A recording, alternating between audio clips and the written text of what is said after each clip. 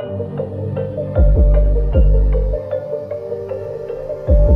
what's up guys? Sean back with another video and how children become addicts. Now, this is something I've kind of thought like exhaustingly about before because I'm often left wondering like how exactly I got to the point I did, and I probably have put hours and hours into just thinking about this, and I'm kind of curious what this think before you sleep guy thinks and if it's like anything like what I've come to believe as I've gotten older. So let's check it out and see what he's talking about. In the past, Mum Tracy has avoided weighing 7-year-old Libby. Now, like the rest of our parents, she may have to face some hard facts. 54.2 kilograms. For a girl of Libby's age, you'd expect a healthy body fat percentage. We might be looking in the region of, say, 15% to 25%. Libby... I don't know what I was at, like 7, but 9 or 10, I definitely had hit the 30s by that point because I have a memory at the pediatric or whatever, and he was not happy with my mom. His body, actually about 52.1% of her body is fat. 54.2 kilograms, or 119 pounds, and 52.1% body fat at 7 years old. She weighs as much as an adult woman at 7.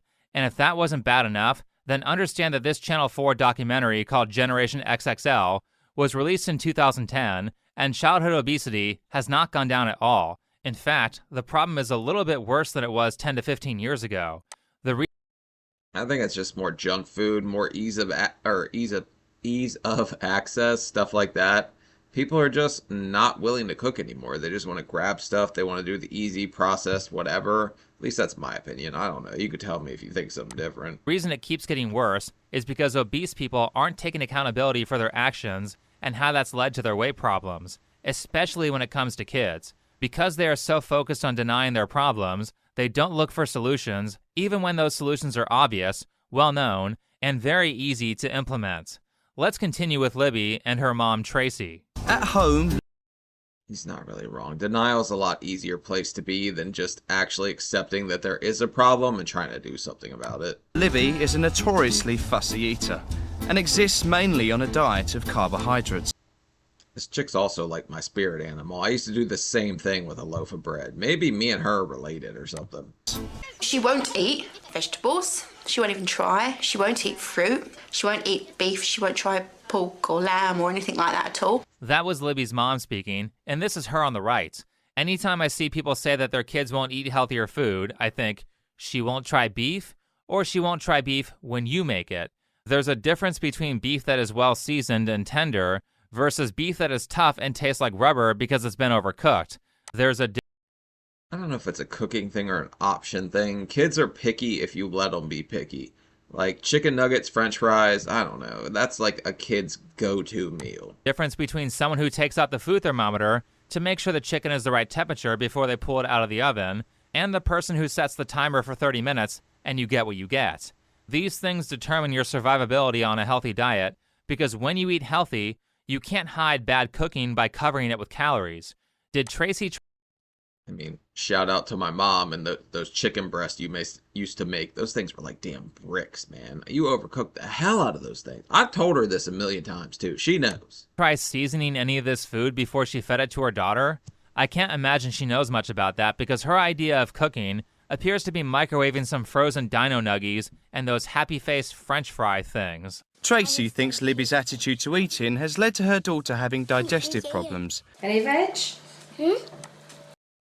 I would argue that fistful of cheese probably ain't helping her out or anything. I'm going big on here.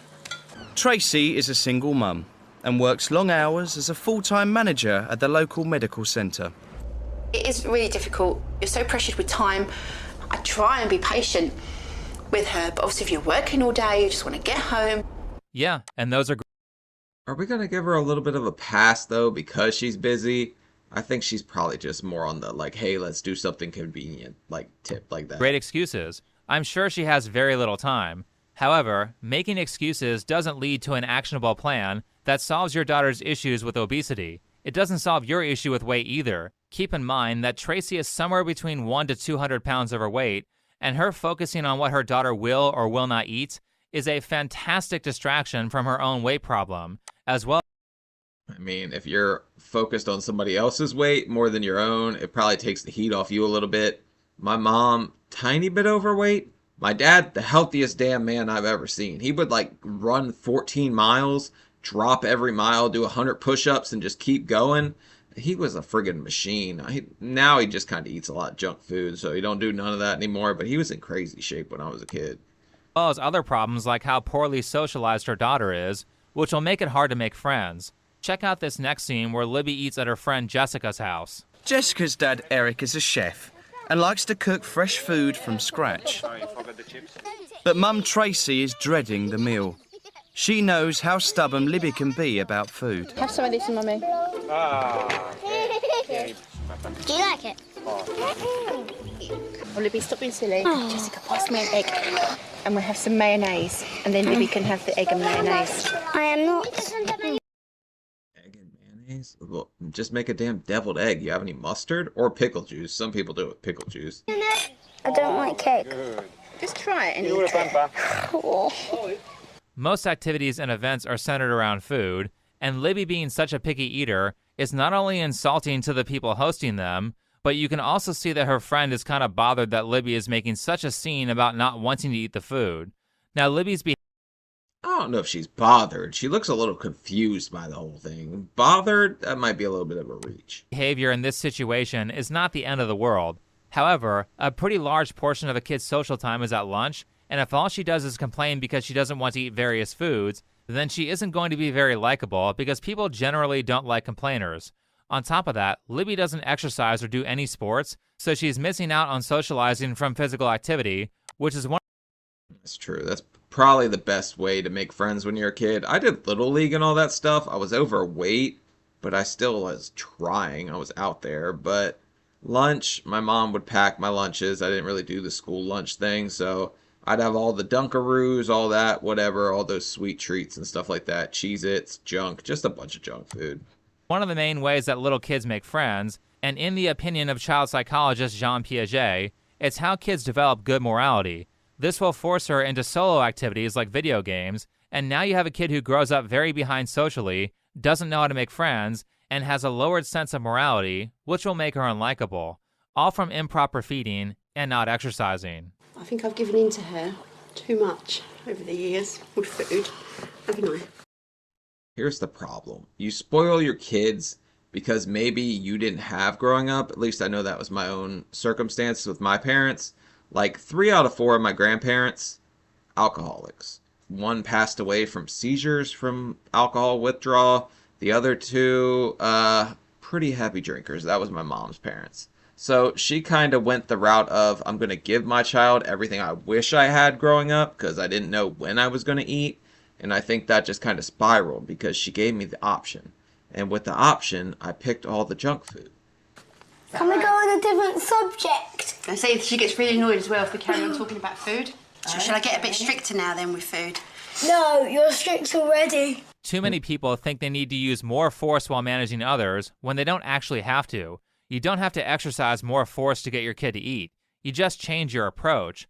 Don't yell at a cat for scratching the sofa. Put a scratching post next to the sofa so they scratch that instead. Problem solved, no extra force necessary. I mean, you got to be careful because you're kind of walking like the tightrope where if you make your kid feel pressured to eat healthier, I feel like they might just rebel in the other direction or get an unhealthy relationship with food and they could go totally the opposite direction. So it's kind of a balancing act, I would say, in my opinion at least. So Tracy tries to get Libby to eat a cantaloupe in the earlier scene, yet she introduces it in the least palatable way. I know that's how the guy cut it, but you can still take the cantaloupe off the rind and cut it into cubes. It's like cutting the crust off a sandwich. That will make it way easier for a child to approach fruit because they don't have to deal with the hard texture of the rind. And if you really want to be strict about it, then when she's home, you can just say that she can't have her Dino Nuggies or her Happy Face fries until she eats one piece of cantaloupe. You do that a few times, her palate will adjust, and she will start to like it because it's more familiar. Yeah, no one did that to me. It was whatever I wanted all the time, anytime. I was spoiled to hell, and it didn't work out very well for me. Stuff is not that complicated. You don't even really have to know how to cook to do it. Has Tracy put any investigation into behavioral management for her kid? Again, this documentary was published in 2010 and was filmed in 2008. I went to school to learn how to teach kids during that time period, and these strategies were definitely well known. Like I suggested earlier though, obese people tend to know very little about proper cooking, which is why they substitute seasoning, proper cooking time, and good flavor combinations with greasy, salty, and sugary foods.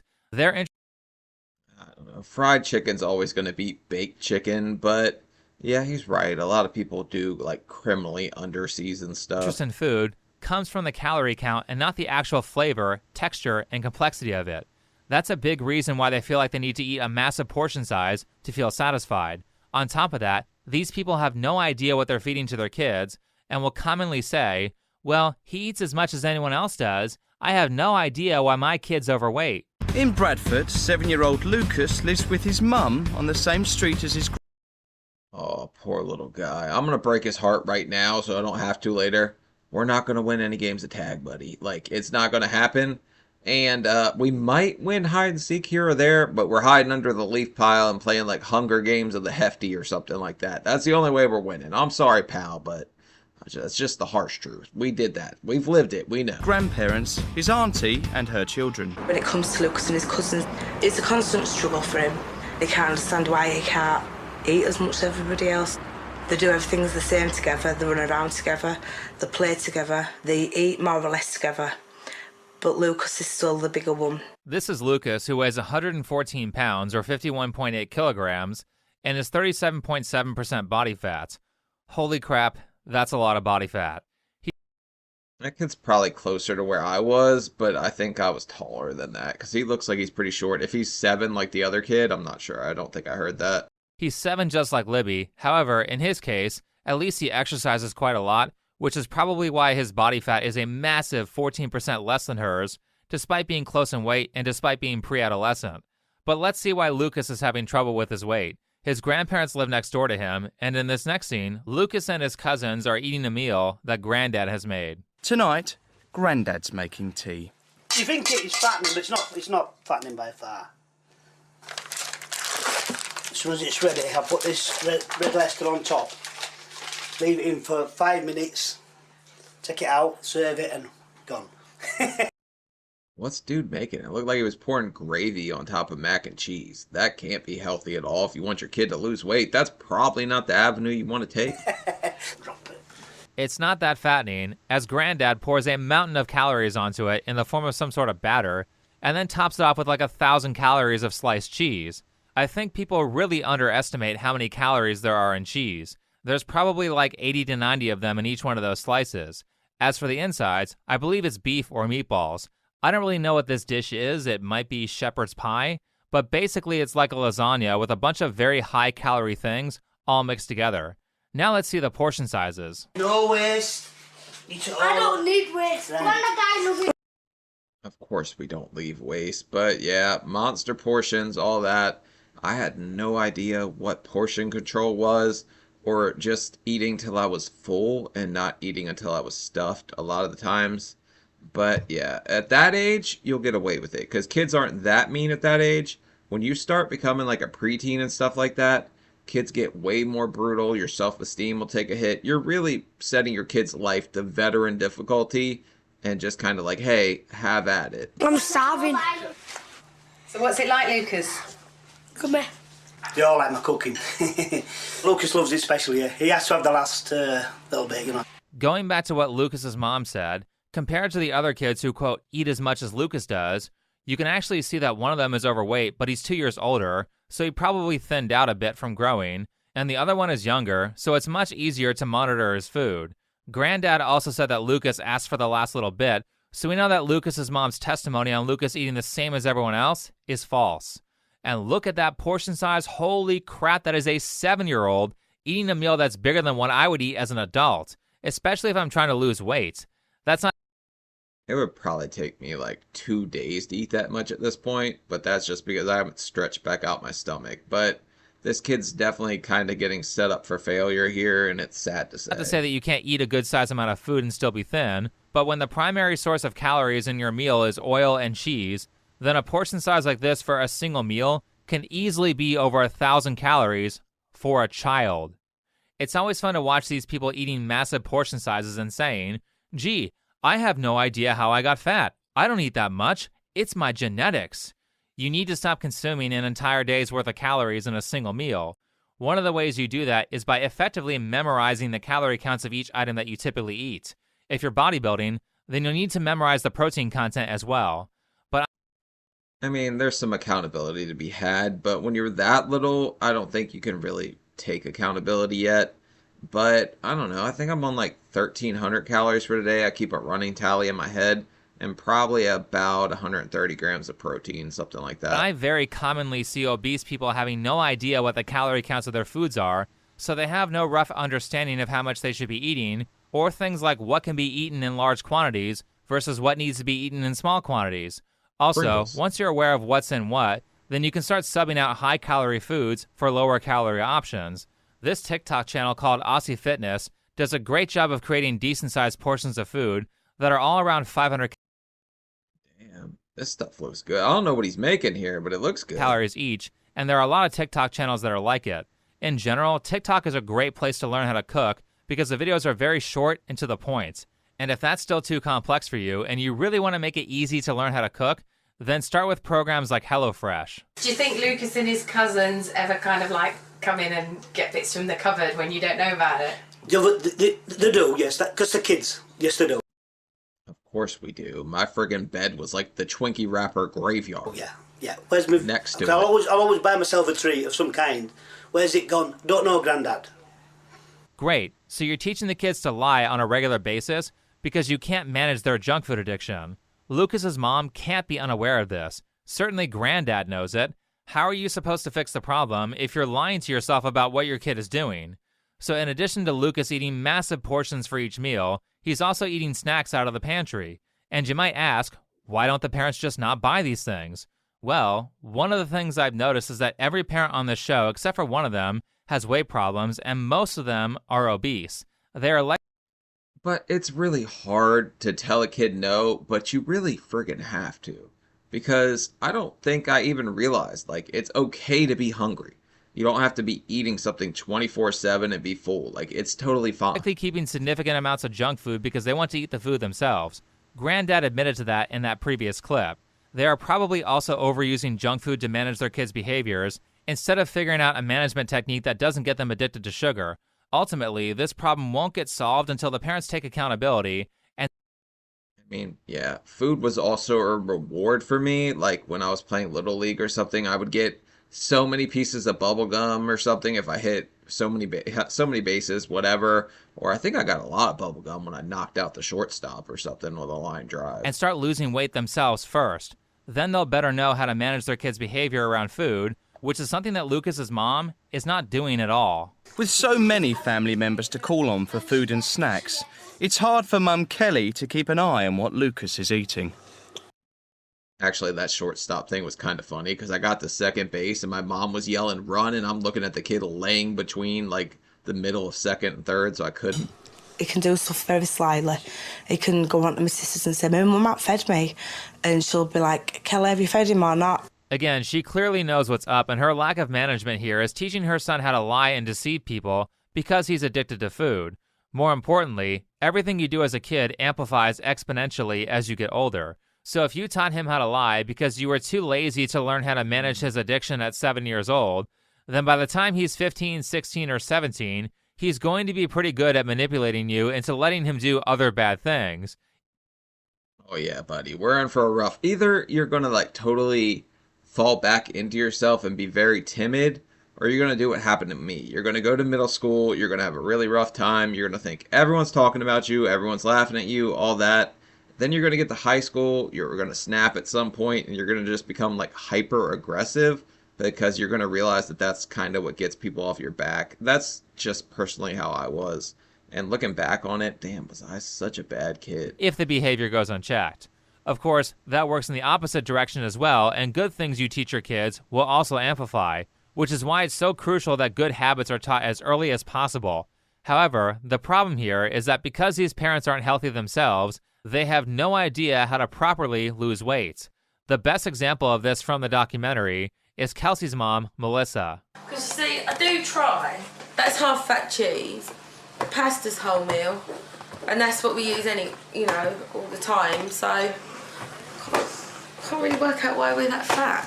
But when you're not here filming, we have a takeaway. Oh shit, you got snitched on. Damn. See, kids are gonna tell the truth. They're very blunt. I respect it. At least she told them. It's Wednesday. That was hilarious. Just the Wednesday. kid just tells on her mom right away. For all the Americans, takeaway is like fast food or delivery. It's food that's not from a sit-down restaurant. We knew that. We're not that dumb over here. Anyway, the mom Melissa says she eats takeaway once a week. However, later in the film, her daughter Kelsey tells on her yet again and said they used to eat it all the time before the documentary and only recently cut it down to once a week. Melissa actually shows one of the takeaway meals, and wow, that is huge. I mean, you can eat this stuff, but cut it in half. The picture quality here is bad, but keep in mind that there's bread under that meat, and she's eating it with sides too. I kind of know it's my fault that she's big. I mean, yeah, there's a little bit of blame to be given each way at some point at a certain age. Not at this point. They're like 7. How are they going to know any better? But kids given options, pick the junk, man. She's eating a huge serving right there. She's got my genes, and we're not always perfect eaters. Do you know what I mean? I just think it's our metabolism. You don't have to blame genetics if you learn how to portion your food properly. Another example of bad portioning was that part where she said, I use half-fat cheese. I mean, metabolism or Maltesers. I think you guys have Maltesers over there. I don't know why we're fat. Look at how much cheese her daughter Kelsey is dumping on the food. That's adding a ton of calories to the meal. She's using so much cheese that it probably overpowers all the other flavors in the food. I mean, unless her mom sucks at cooking and can't flavor things properly. However, in a properly seasoned meal, you could be using half to a third of that cheese to just give it a little accent. You can also get a finer cheese grater, so instead of those huge chunks, you get these little hairs, which will make it a lot easier to evenly spread the cheese over the meal. I mean, yeah, I pack cheese on everything too. I like cheese. I'm more of an extra sharp cheddar person, but that's a ton of calories that I just don't really go for anymore. Without adding triple the calories. Going back to that TikTok channel from earlier, one of the ways he keeps these meals low calorie is by doing just a light glaze of the high calorie sauces that he's using. He doesn't just plop it on there and add 300 calories of condiments to the meal. I don't even consider condiments worth it anymore. It's just too much empty calories. Just stay away from them, in my opinion, if you can. Sometimes you absolutely need them. If you have to dump your food into a bucket of mayonnaise or ranch dressing to make it taste good, it means that you aren't cooking it properly.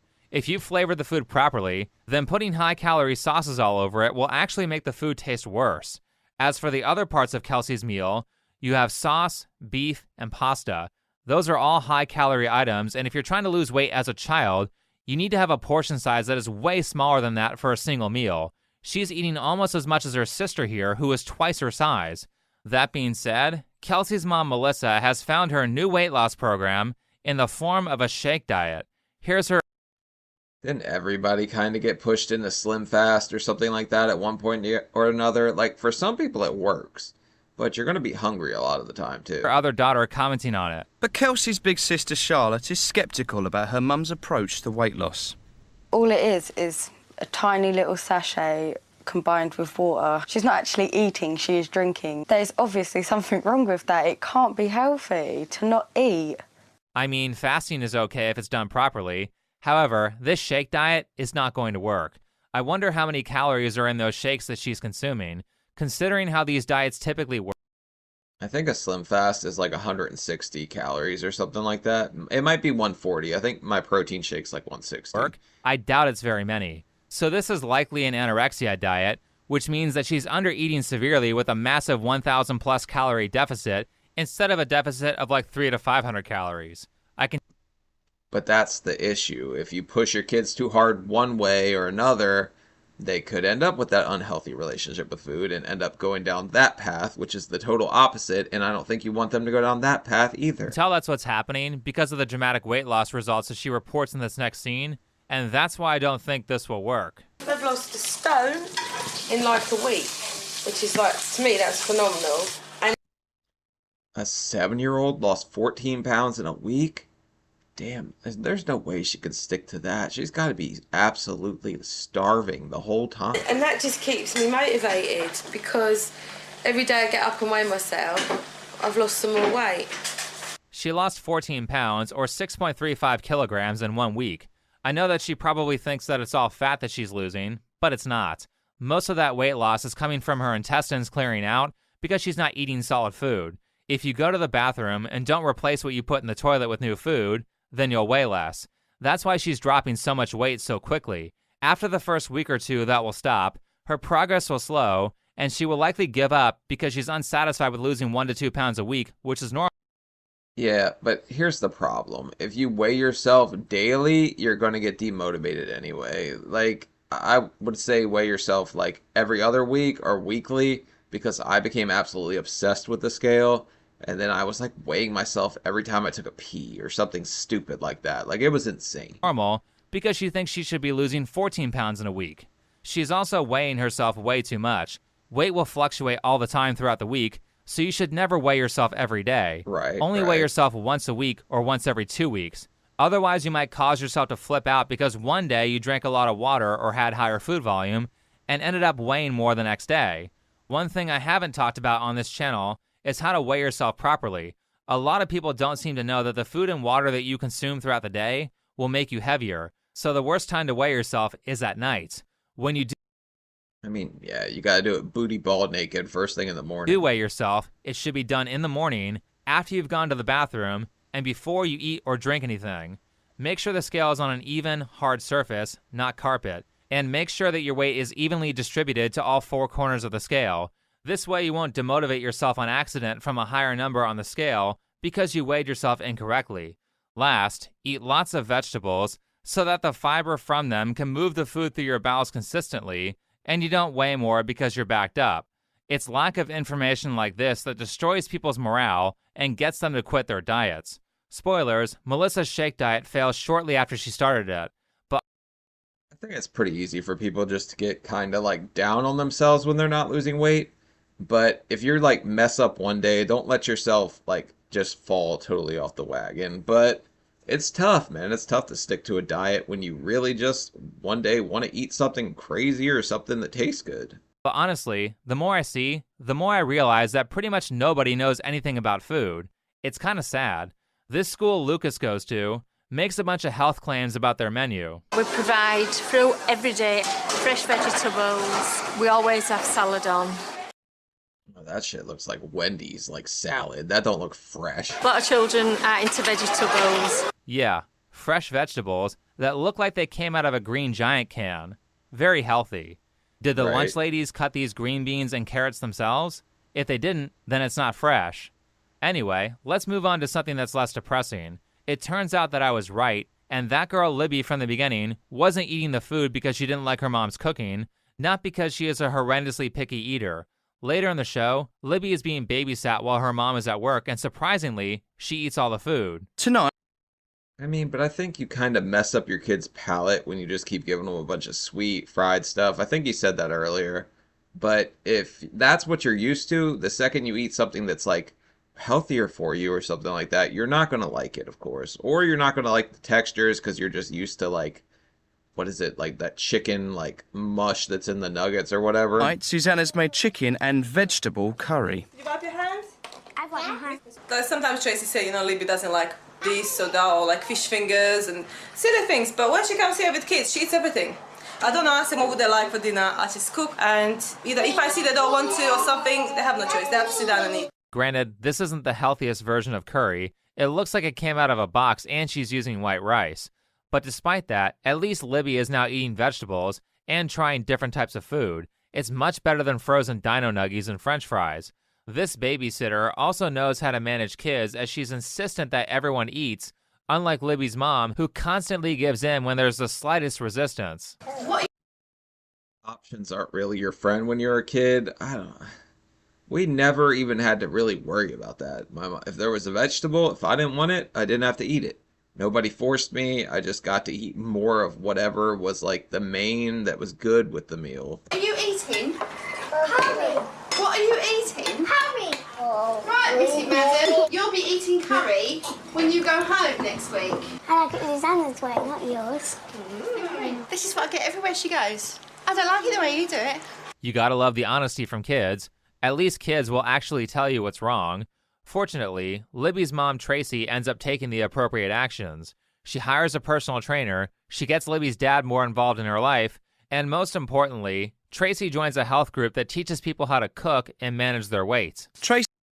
I mean, that's good. I don't want to see kids go down that path just because I know where it leads. It's not a great place to be, and it just kind of spirals and spirals. And if you get to the point I got to, where I like hit 18 or whatever, I'm an adult, and I'm like, I'll just die by the time I'm 30 anyway. Like, who cares? And then you have to do something about it later in life. Tracy and Libby have made some big changes. They now attend their local branch of MEND, a nutrition and exercise programme for overweight children. It's all about sort of healthier eating and being more active, and it's working with Libby. She's trying fruits, she'll eat melon, mango, pear. Very nice. It's always great to see people making a positive change, though it looks like she burnt these burger patties. She needs a lot. Damn, that Class A tease, you need to get your money back. You just turned that into frickin' charcoal. More practice, but at least she's trying. I couldn't really find any published information on the participants in this documentary. However, I did find a post from someone who I believe is Tracy from a random forum commenting on the episode the day it aired. Supposedly, this documentary was filmed in 2008, and they didn't do an update on how well the children were doing. It was on Channel 4. One of you sent me a wild video from Channel 4 one time. And it was this guy. I can't believe you guys show that on the damn TV. I mean, it was insane, this guy, dude. Like, what? That's on regular program TV over there? Despite it being published 2 years after filming. Kind of disappointing, but Tracy says that Libby is doing well and eating more foods. It appears that Melissa, the Shake Mom, also commented on this forum saying that her daughter hasn't gained any weight in 2 years. I'm assuming that means that the number on the scale has stayed the same, which would mean that proportionally she lost weight because she grew. That's not to say that everyone had a happy ending, though. There was also another kid that I didn't mention named Bethany. I mean, but not gaining weight at 7 is going to be a win, right? Because she's going to get taller, she's going to get older, she'll slim out. It could just be baby fat with her. Or dino nuggy fat, I guess. Her story didn't have much airtime. However, her mom was horrendous. They go to the doctor's office to have her weight checked, and the doctor is like, hey, Bethany's overweight. And her mom's like, I don't care. There's no concerns, really. I'm happy with her size anyway, so it doesn't bother me. And at the moment, Bethany's body mass index is 26.4. Can I ask, were you aware of that? No. That's probably close to, I don't know. I was somewhere around the 30s at like 9, mid-30s. So around that age, I don't know exactly where I was. I'll try to find a picture or something of the last time I was skinny and throw it in here. No, you won't. No. Does that come as a bit of a surprise? No, not really. No. Yes, it does. You mightn't be bothered, but I am. This mom was just horrible in every scene that she was in, saying that kids should be able to eat whatever junk they want, and even got mad at her daughter's school for implementing healthy eating programs. Bethany's mum, Kelly, is one of the parents who's unhappy about the school's policy on healthy eating. I don't agree. What kind of damage could it do to get her on a healthier path right here, right now? And also, this kid in the background is choking the hell out of this kid. Nobody gonna stop this? This is a murder scene? Agree with it. I think people should just eat what they want to eat. If it's going to make them happy, eat it. Worst of all, she says that her overweight daughter is healthy. Yes, she is big, but when you're big, you look cuddly, you look well, you look better. And that's the way I see Bethany. She looks well, she's got colour in her cheeks all the time. She wouldn't be Bethany if she wasn't big. Naturally, her daughter... This lady is just a fool. Like, she doesn't realize what she's doing to her kid. She's really setting her up for a very difficult path, because, trust me, I got whatever I wanted. I didn't have anyone tell me no. I didn't have to eat the veggies. I didn't have to do any of that. And it ended up with me being a pretty miserable preteen, very just so insecure, man. I was so insecure it wasn't even funny. Like, my shadow scared the hell out of me when I was a preteen. Then I got more into my teenage years. I kind of came into my own a little bit. But Daughter Bethany failed to lose any weight or make any sort of health improvements by the end of the filming. Her mom said, "Well, we tried to have her eat healthy, but she didn't want to, so we gave up." Oddly enough, this mom was the thinnest one filmed. On the flip side, Lucas did end the documentary off on a better note because his mom started managing him. I've made 2 small changes in Lucas's lifestyle, which I didn't think I'd need to. But one of the big main reasons is he was having seconds at dinner at school. So he's now gone on pack lunches, which obviously I can control what goes in there. I mean, my mom was pretty good about making us lunch. I didn't get the school lunches, but I got to choose what I want. So it was like peanut butter choke sandwiches with marshmallow fluff, Dunkaroos, Cheez-Its, chips. It was all junk. And other than that, he's started a new sport, which is rugby, on top of his football as well. Not only are his parents and his grandparents managing him better, but he wants to play soccer and realizes that he can't do that at his current weight, so it's great that he now has a goal. With that said, the most important thing people need to understand is that these changes are going to be very gradual and very slow. It's going to take years for most of these people to get down to a proper weight, not weeks or months. But since we're talking about kids, the most important lesson here is that you'll never actually get people to adopt behaviors that you don't embody yourself. People rarely listen to logic and form most of their opinions on emotion and past experiences. It's kind of hard to tell a kid that, like, do as I say, not as I do argument, but a lot of parents will go with that. Which is why you need to always model your behavior that you preach so people can understand its value on an emotional level and they can physically see its value through their experiences with you. Also, from the most practical standpoint, it's much easier to give people accurate advice when you've gone through the journey yourself. Anyway, thanks for watching. Follow me on Twitter, and I wouldn't argue with most of what he said. I mean, I can break it down. I could tell you exactly what happened in my circumstance, or what I believe happened at this point, because I thought about it so much. My mom wanted to give me everything I ever wanted. She did. She just would give me whatever. I became a spoiled brat. I got a little older. I didn't really like hearing no. So then I got a problem with authority. I started acting out. I started picking fights with whoever. I started being a little bit of a class clown because I realized that it got kids off my back. Nobody messes with the kid who's going to, like, throw hands with you for looking at them the wrong way. So, I mean, there's a lot of different things that could happen with that one, or kids could, like, kind of just shrink back, be real timid, or follow the route I did. I mean, it's just, you're setting your kid up for failure in the long run. So you kind of have to be careful what you feed your kids, and just, I don't know, it's going to be way harder later in life if you don't learn these things young. So, alright guys, that's my thoughts on it, and that's what I've come to the conclusion of. But leave a like, leave a comment, let me know what you think, because I'm curious if a lot of people would agree with that. But I'll see y'all later. Bye.